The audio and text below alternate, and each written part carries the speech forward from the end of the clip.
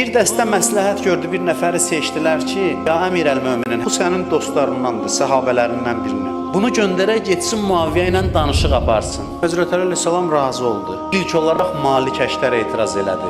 Malik gəldi dedi ki, ya Əmirəl-Möminin, bu çox ağılsız adamdır, zəif bir adamdır. Muaviyə bunu barmağına dolayacaq, aldadacaq.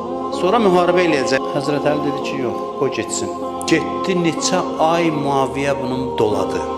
Vaxt tutdu ki, qoşununu hazır eləsin döyüşə. Hələ orada olanda Malik gəlir Həzrət Əliyə deyir ki, ya Əmirəl-Möminin, orada onun başına alladır, o vaxt gedir. Gəl biz döyüşə dedi, mən elçi göndərmişəm. Elçi orada olduğu müddətdə mən müharibə eləməyəcəm. Qayıtdı, gəldi, dedi, ya Əmirəl-Möminin, o məni aldatdı, vaxt tutdu, indi də döyüşə gəlir. Malik də dayanmışdı. Başladı onun üstünə qışqırmağa Malik. Gərək özüm gedərdim, dedi, sən getsəydin səni öldürmüşdü. Dava elədi Malik ondan, sərt danışdı, o da küstü, Həzrət Əlidən də küstü getdi. Malikin proqnozu düz çıxdı.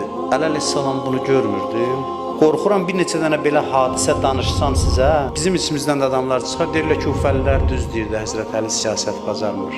Mən bəzi şeylər danışmağa Allah şahiddir, qorxuram. Çünki dərk eləmək gücündə deyilik hələ imam kimdir.